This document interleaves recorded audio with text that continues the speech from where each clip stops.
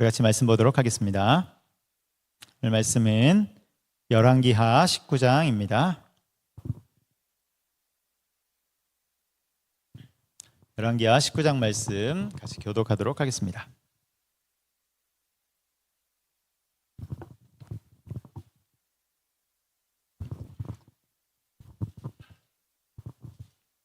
열왕기하 19장 14절에서 16절 말씀인데요. 제가 14절, 여러분들이 15절, 16절은 다 같이 교독하면서 읽겠습니다. 열왕기하 19장 14절부터 제가 읽습니다. 히스기야가 사자의 손에서 편지를 받아보고 여호와의 성전에 올라가서 히스기야가 그 편지를 여호와 앞에 펴놓고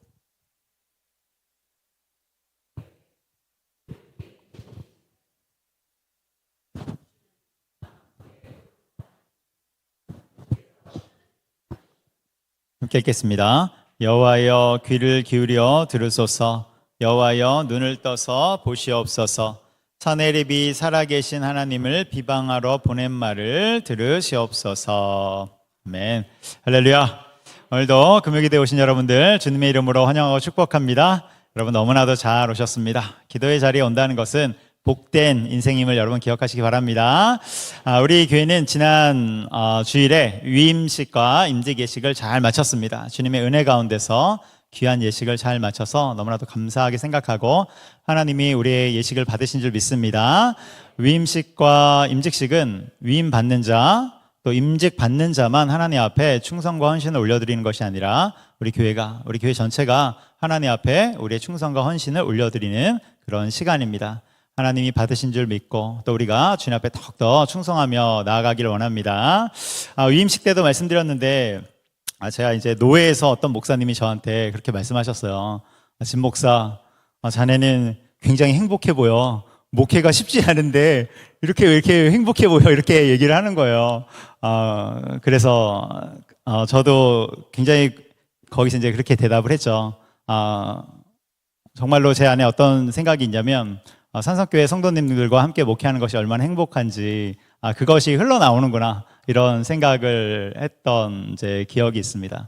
성도님들과 함께 목회의 여정을 간다는 것이 너무나도 귀한 일이고 또 공동체로 하나님 함께 묶어주셨잖아요. 묶어주셨는데 함께 하나님 앞에 영광을 돌리며 살아가는 그 삶이 참으로 귀하다. 여러분 제가 얼마나 흠이 있죠. 여러분 사람이 흠이 없는 사람이 어디 있겠습니까? 저도 흠이 있고 여러분들도 저를 다 파악하셔서 저 목사님이 저런 흠이 있구나. 그럼 아마 다 아실 거예요. 다 아실 텐데 그럼에도 불구하고 여러분 그 흠을 여러분들이 메워주고 계시죠. 우리 장로님들이 그 흠을 메워주고 또 우리 권사님들이 그것을 보면서 같이 기도해주고 안수 집사님들이 같이 동역해 주시고 또 여기 계신 성도님들이 함께 힘을 합쳐서 이렇게 같이 사역을 하는 것이죠. 그것을 말미암아 우리가 공동체를 이루는 것이지 않습니까? 저만 그렇습니까? 여러분 우리 다 흠이 있잖아요. 그렇죠? 다 흠이 있어요. 그런데 그 흠이 있을 때 옆에 성도님들이 함께 도와주죠. 그 흠을 메워주는 것입니다. 세상에 완벽한 사람이 어디 있습니까? 그 흠을 같이 메워주는 거예요. 그래서 하나님이 한 사람으로 부르지 않고 우리를 공동체로 불러주신 것이죠. 그래서 그 흠을 서로 메워주면서 그 흠을 메워주는 그 자체가 하나님 앞에 영광을 돌리는 일이죠. 그렇게 흠을 메우면서 하나님의 영광스러운 공동체로 우리가 세워져 가는 것입니다. 여러분 하나님이 우리를 이렇게 같이 묶어주셨다는 것이 얼마나 감사한 일인지 여러분 기억하시기 바랍니다.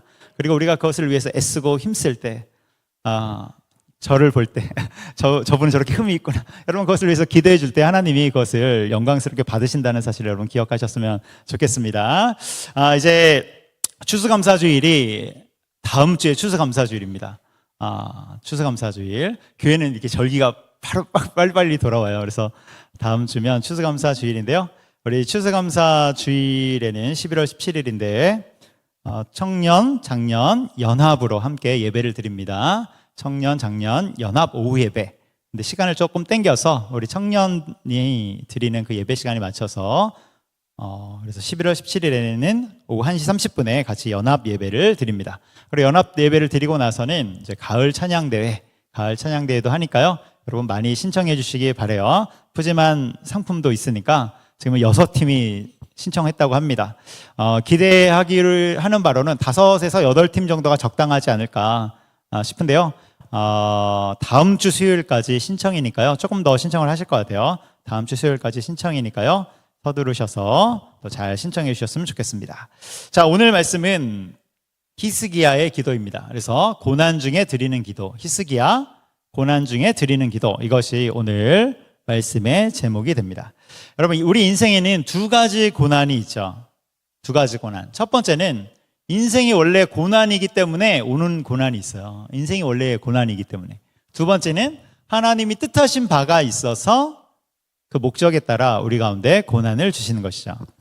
창세기에 보면 아담과 하와가 죄를 짓지 않습니까? 그로 인해 이 세상에 죄가 들어왔고 그 때문에 고난이 파생되기 시작한 것이죠. 그래서 이 땅은 죄가 가득하고 그로 인한 고난이 파생되어 있기 때문에 그 안에, 그 바다 안에 사는 우리도 어쩔 수 없이 때때로 고난을 당하면서 산다는 거예요. 고난을 당할 수밖에 없는 거예요. 제가 과거에 청년들과 성경 공부를 한 적이 있어요. 저와 3명의 청년이 이렇게 성경 공부를 하는데요. 그런데 한 명이 눈을 감고 잠을 자고 있는 거예요. 여러분, 딸랑 3명이 여기 앞에 앉아서 성경 공부하는데 한 명이 눈을 감고 잠을 자고 있어요. 그래서 제가 아니 이런 신성한 성경 공부 시간에 잠을 자다니 하면서 깨웠습니다. 일어나라.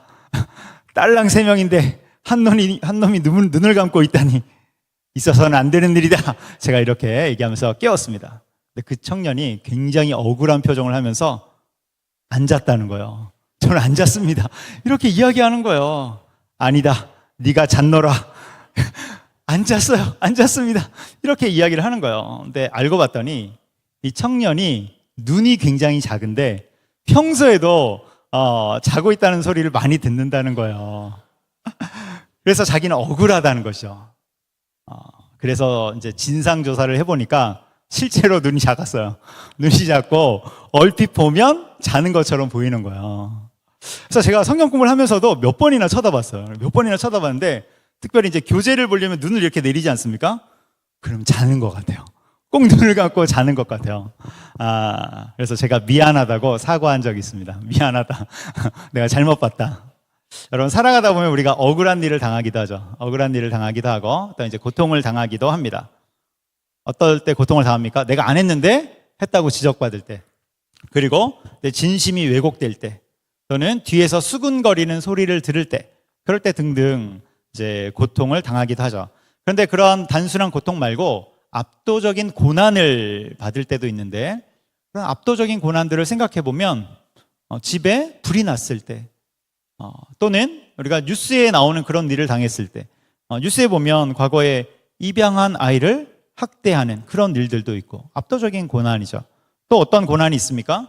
지금 우크라이나에서 러시아와 전쟁이 계속되고 있는데, 여러분, 전쟁의 상황이 주어진다면 그것은 말로 어떻게 할 수 없는 압도적인 고난이 되는 것이죠. 그런데 이런 고난들을 쭉 살펴보면 죄가 이 땅에 가득하기에 서로를 찌르면서 고난이 파생되는 그런 것들도 보게 된다는 거예요. 이런 것을 볼 때마다 에덴 동산에서의 일이 굉장히 아쉽죠. 아담과 하와가 정말 하나님 앞에 순종하면서 지냈다면, 그랬다면 우리는 그런 고난, 애매한 고난 가운데 살지 않고 지금 다 같이 에덴에서, 천국에서 하나님을 찬양하면서 살았을 텐데 너무나도 아쉬운 것이죠. 그러면서 한편으로 생각해 보면 내가 아담이었으면 나는 선악과를 안 따먹었을까? 여러분이 아담이었으면, 여러분이 하와였으면 먹었을 것 같아요? 안 먹었을 것 같아요? 바로 생각도 없이 막 몇 개씩 맛있네 하면서 먹는 것은 아닐까 생각해 보기도 했습니다. 여러분, 우리가 살아가다가 때때로 고난을 맞아요. 고난을 맞이하는데 그때 우리 그리스도인들은 무엇으로 이겨나가야 할까? 고난이 올 때 어떻게 이겨나가야 할까? 오늘 본문의 말씀은 히스기야와 남유다가 큰 고난을 받는 그 장면입니다. 그 고난은 아수르라는 압도적인 고난이에요. 압도적인 고난. 어떻게 할 수 없는 너무나도 큰 고난이 히스기야와 남유다에게 떨어진 것이죠. 당시 아수르는, 우리가 요즘 이제 새벽에 그 선지서를 보고 있으니까 이제 아수르에 대해서 많이들 아실 거예요. 아수르는 근동 지역의 패권을 장악한 그 대국이죠. 그런데 아수르가 모든 나라를 쓰러뜨리면서 이제는 이스라엘까지 쳐들어오게 된 것입니다. 이스라엘을 쳐들어왔는데 먼저는 북이스라엘을 딱 멸망시켜요. 그리고 이제 남유다까지 차례가 온 거예요. 그런데 여러분, 북이스라엘이 남유다보다 더 힘이 셉니다. 병력이 좋고 군사력이 좋고 북이스라엘이 더 강하단 말이에요. 그런데 추풍 낙엽으로 떨어졌어요. 그 다음에 이제 남유다에게 딱 온 거예요. 그러니까 얼마나 무섭겠어요. 남유다 백성들이. 히스기야가 얼마나 무섭겠습니까? 당시 남유다의 군사력이 없다고 보시면 돼요. 종이짝처럼. 정말로 군사력이 없는 그런 수준이죠. 왜냐하면 히스기야의 선왕인 그 아버지인 아하스가 다 말아먹었기 때문에 그렇습니다. 그래서 남유다는 너무나도 약한 그런 상태예요. 그런데 아수르가 쳐들어왔어요. 근데 여러분, 남유다가 얼마나 약한지 아수르가 왕이 직접 오지도 않습니다. 군사령관 정도 보내요. 그래서 처리하고 와라. 그래서 군사령관이 남유다로 들어온 것입니다.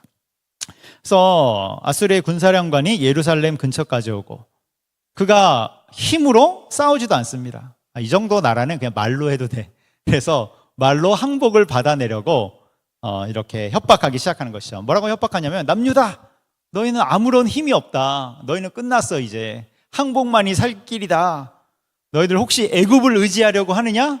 한번 해봐라. 잘 안 될 거다. 거기는 상한 갈대 지팡이야. 너희가 하나님을 의지하려느냐? 역시 안 될 거야. 지금 모든 나라의 신들이 아수르 앞에서 다 무릎 꿇었다. 너희가 믿는 하나님이라고 다를 것 같냐? 너희가 살 길은 오직 투항하는 길이다. 투항하고 다 아수르 앞에 무릎을 꿇어라. 그러면 얼마나 무서운 말입니까? 정말로 그 압도적인 아수르가 예루살렘 그 목전에 딱 들어와서 이렇게 협박하는데 너무나도 무시무시한 그런 말이죠.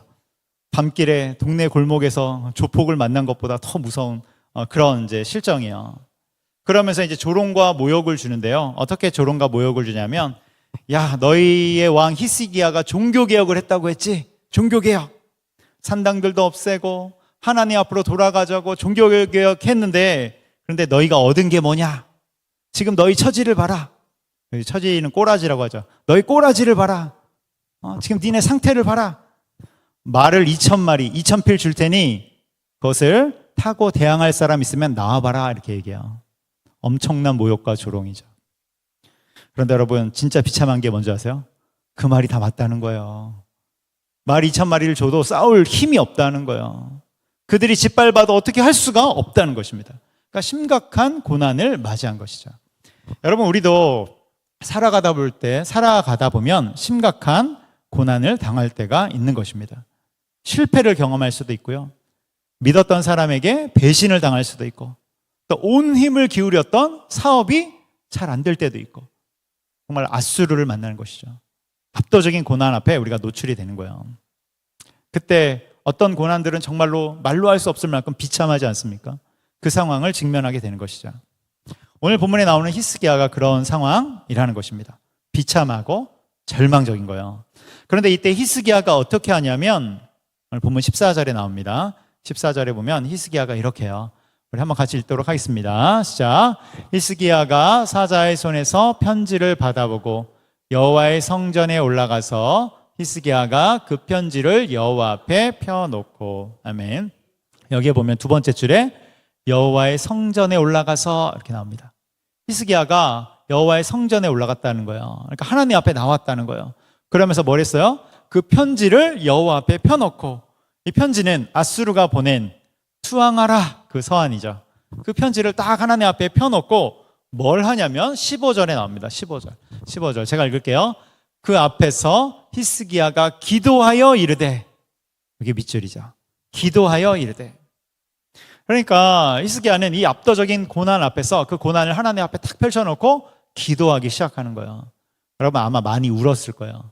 통곡하면서 울분을 표하면서 기도했을 것입니다. 여러분, 우리 그리스도인들이 압도적인 고난이 왔을 때 정말 나가야 할 곳이 어디입니까? 우리 가운데 울분이 차오를 때 그것을 토해내야 될 자리가 어디입니까? 바로 하나님 앞이다라는 것이죠. 하나님 앞에서 우리는 그것을 하는 것입니다. 여러분, 그런데 히스기야의 아버지, 그 선왕인 아하스는 그렇지 않았다니까요. 선왕인 아하스는 똑같이 전쟁의 위협이 맞닥뜨렸을 때 다른 나라에게 기웃거리기 시작합니다. 누가 나를 살려줄까? 누가 나의 도움이 될까? 주변 나라들을 찾아다니기 시작했어요. 그러니까 어떻게 됩니까? 나라가 점점 약해지는 거예요. 약해지고 약해지는 것입니다.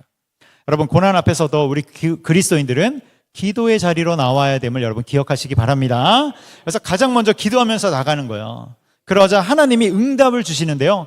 선지자 이사야를 보내서 말씀을 주세요. 말씀을.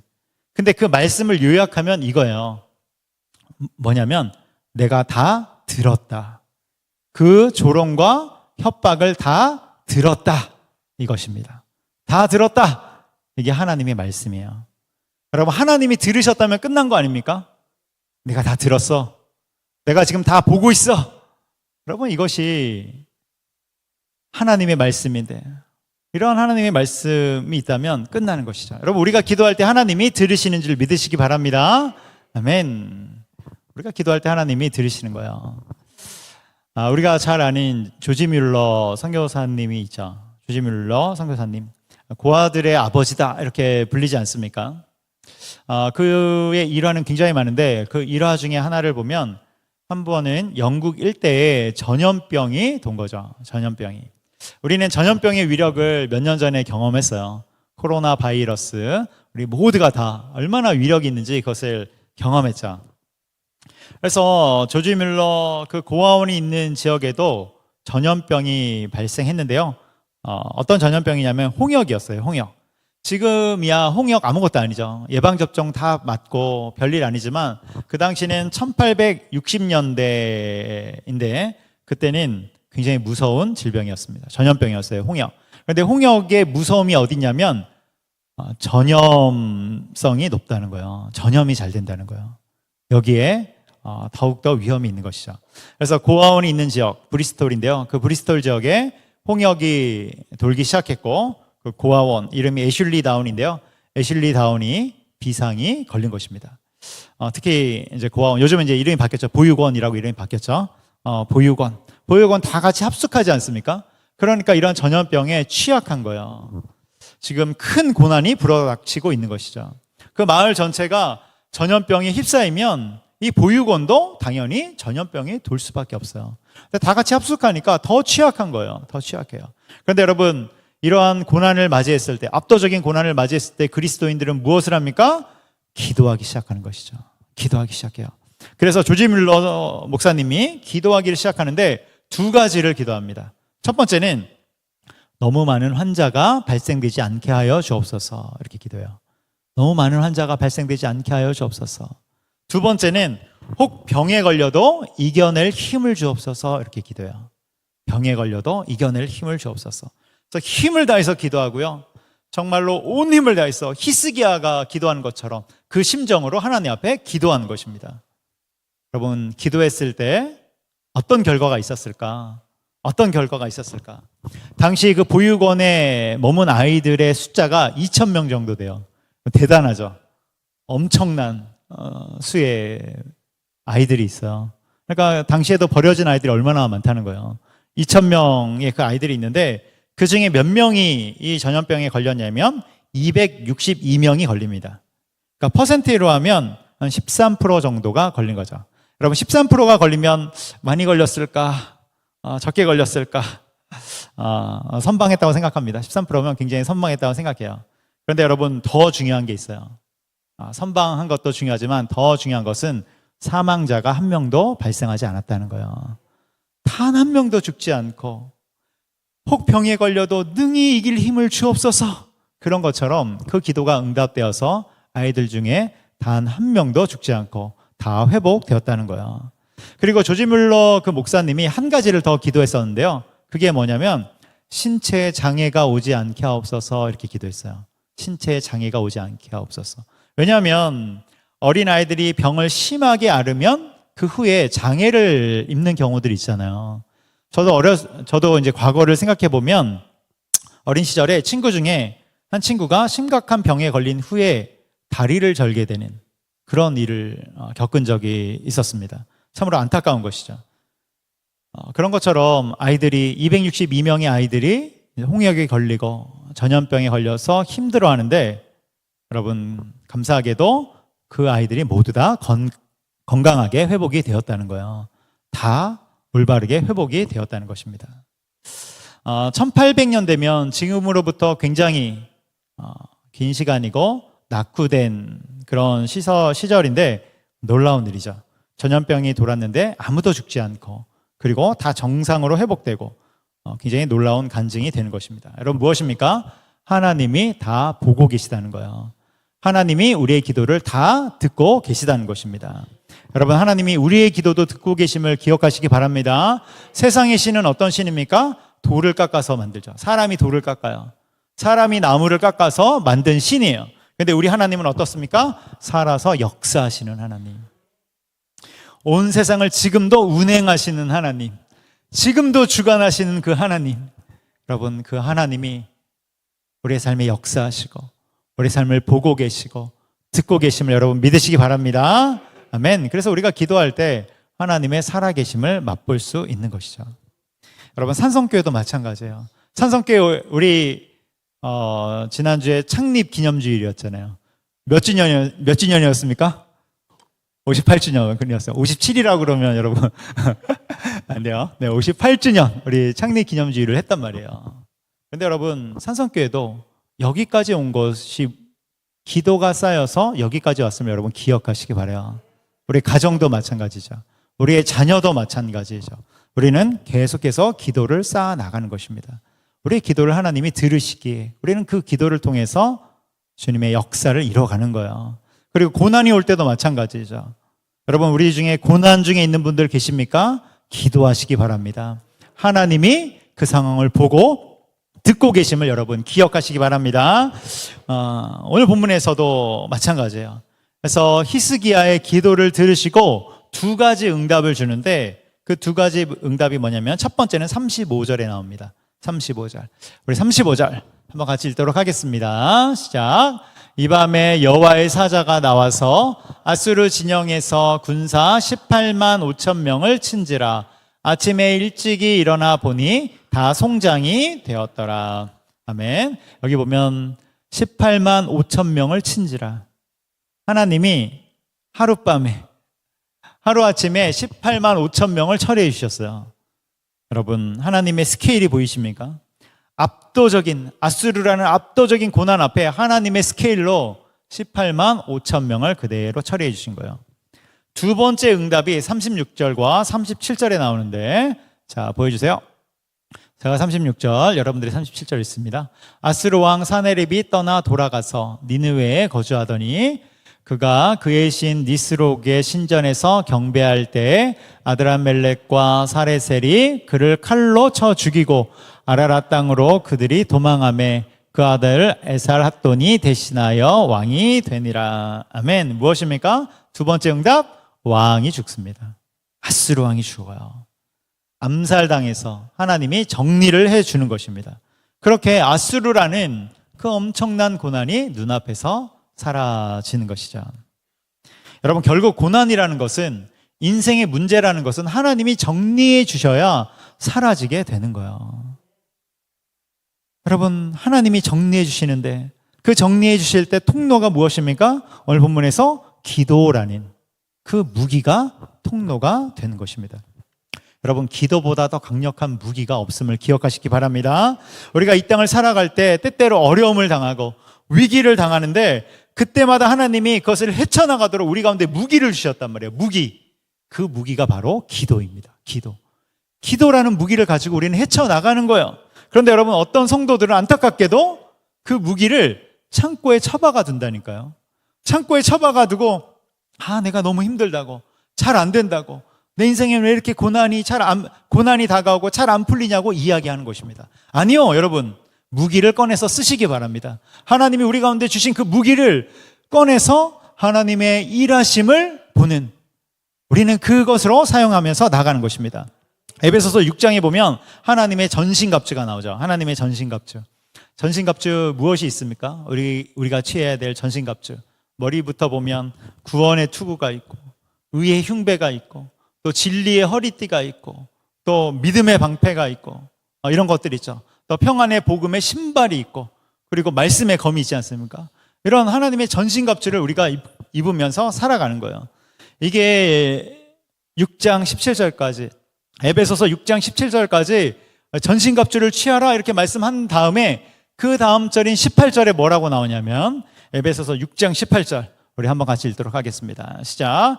모든 기도와 간구를 하되 항상 성령 안에서 기도하고 이를 위하여 깨어 기도하고 여러 성도를 위하여 항상 있으며 여러 성도를 위하여 구하라.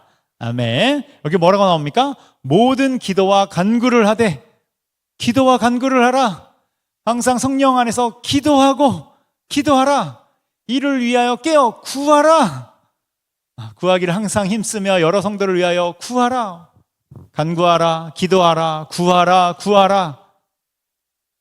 여러분, 기도하라고 계속 나오는 것이죠. 이것을 이해하시기 바라요. 하나님의 전신갑주를 입는 것도 중요하지만 그것을 사용하는 것은 기도임을 여러분 기억하시기 바랍니다. 기도가 동력이 되어야 그것이 움직이고 작동하는 거예요. 우리가 자동차를 탈 때도 기름을 넣어야 자동차가 가지 않겠습니까? 기름을 안 넣으면 아무리 귀한 자동차가 있다 할지라도 움직이지 않는 것이죠. 그런 것처럼 기도를 통하여서 하나님의 전신갑주가 움직이게 되는 것입니다. 여러분, 무엇보다도 기도의 사람이 되기를 주님의 이름으로 축복합니다. 그래서 기도할 때 하나님의 승리하심을 우리는 맛보게 되는 것입니다. 그래서 여기까지가 오늘 말씀의 첫 번째인 기도하라입니다. 기도하라. 두 번째를 볼 텐데요. 두 번째는 응답받은 후입니다. 응답받은 후. 여러분, 하나님의 놀라우신 응답으로 남유다와 히스기야가 승리를 거둬요. 말도 안 되는 승리이죠. 이 이야기가 열왕기하 19장에 펼쳐집니다. 그런데 다음 장인 20장에 가면 무슨 이야기가 나오냐면 열왕기하 20장에 히스기야가 병에 걸리는 이야기가 나와요. 병에 걸려. 그 병명이 무엇인지는 알 수 없지만 불치병이라는 것을 알 수 있습니다. 그는 곧 죽을 위기를 닥치는 것이죠. 또다시 그의 인생에 아수르가 찾아온 거예요. 압도적인 고난이 찾아온 것입니다. 이때 히스기야는 무엇합니까? 역시 기도하죠. 하나님 앞에 또 기도하는 거예요. 그래서 우리가 잘 아는 것처럼 생명이 연장되죠. 하나님이 응답을 해주셔서 연장해 주시는데 몇 년 연장해 주십니까? 네, 15년 연장해 주시는 거예요. 엄청난 일이죠. 15년이면 꽤 긴 시간을 연장해 주셨어요. 그래서 하나님 앞에 이렇게 큰 응답과 복을 받았는데, 그런데 여러분, 그 이후에 히스기야의 행적을 찾아보면 그가 그렇게 축복을 받았음에도 불구하고 별로 한 일이 없다는 거예요. 그가 특별하게 한 일이 기록되어 있지 않고 엄청난 실수한 것이 기록되어 있다는 것입니다. 그 이야기가 열왕기하 20장 12절 이하에 나오는데 어떤 이야기가 나옵니까? 바벨론에서 사절단이 오죠. 히스기야가 치유되었다는 소식을 듣고 바벨론 사절단이 축하하기 위해서 찾아옵니다. 그때 히스기야가 어깨가 으쓱해져서 자랑하기 시작하죠. 그 부분이 나오는 20장 13절 한번 읽어보도록 하겠습니다. 20장 13절 제가 읽을게요. 히스기야가 사자들의 말을 듣고, 바벨론 사신들의 말을 듣고 어깨가 으쓱해졌어요. 자기의 보물고에 금은과 향품과 보배로운 기름과 그의 군기고와 창고의 모든 것을 다 사자들에게 보였는데 왕궁과 그의 나라 안에 있는 모든 것 중에 히스기야가 그에게 보이지 아니한 것이 없더라. 이렇게 나와요. 뭡니까? 히스기야가 나라의 온갖 살림을 다 보여줬죠. 자랑하는 거예요. 그러자 하나님이 말씀을 주시는데요. 16절 이하에 보면 이렇게 요약하면 이런 것입니다. 너가 바벨론 사절단에게 모든 것을 보여줬구나. 네가 보여준 것 다 빼앗길 것이다. 보물들, 자랑들, 영광들 다 빼앗길 것이다. 네가 자랑했던 거 다 빼앗길 거야. 여러분, 히스기야가 바벨론 사절단에게 보물들을 보여주고 나라의 곳간을 보여주고 그리고 각양 좋은 것을 보여준 것이 무슨 잘못이겠습니까? 근데 핵심으로 들어가면 어떤 일이 있냐면 그에게 교만한 마음이 있었기 때문에 그런 거예요. 다 내가 이루었어. 다 내가 성취한 거야. 아수르, 우리 북이스라엘은 쓰러졌지만 그 아수르 내가 물리친 거야. 자랑하기 시작하는 것입니다. 여러분, 히스기야가 하나님 앞에서 놀라운 기도 응답을 받습니다. 그가 어려울 때마다 기도로 삶을 돌파해 나가요. 그런데 이 지점에서 우리가 한 가지 알아야 될 것이 기도 응답 받았다고 끝이 아니라는 거예요. 기도 응답 받은 후에도 우리 가운데 주어진 삶의 여정이 있다는 것입니다. 기도 응답 받은 후에 내가 이룬 것처럼 여러분 교만하게 나아가기 시작한다면 그것은 굉장히 틀린 길로 가는 것입니다. 잘못된 길로 가는 거예요. 모든 영광은 누구에게 돌리는 것입니까? 하나님께 돌리는 것입니다. 하나님께 돌리는 거예요. 모든 영광은 오직 하나님께 돌리는 것입니다. 그래서 우리는 계속해서 하나님을 찬양하고 감사하고 우리 주님 앞에 모든 것을 돌리는 것이 마땅한 것입니다. 자, 말씀의 결론을 맺습니다. 여러분, 기도하면 생각나는 성경은 시편 말씀이에요. 시편이 온통 다 기도이지 않습니까? 그런데 시편에 보면 또 다른 많이 나오는 게 있는데 그것이 감사와 찬송이에요.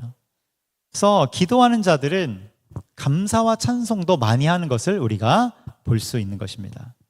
여러분, 하나님이 우리 가운데 응답을 주실 때는 교만이 아니라 감사와 찬송을 올려드리고, 그리고 응답 받기 전이나 응답 받은 후에도 우리 인생 가운데 시편, 기도의 시편을 써내려가고, 응답 받기 전에는 기도의 시편을 써내려가고, 응답 받은 후에는 찬송의 시편을 써내려가는 저 여러분 되기를 주님의 이름으로 축복합니다.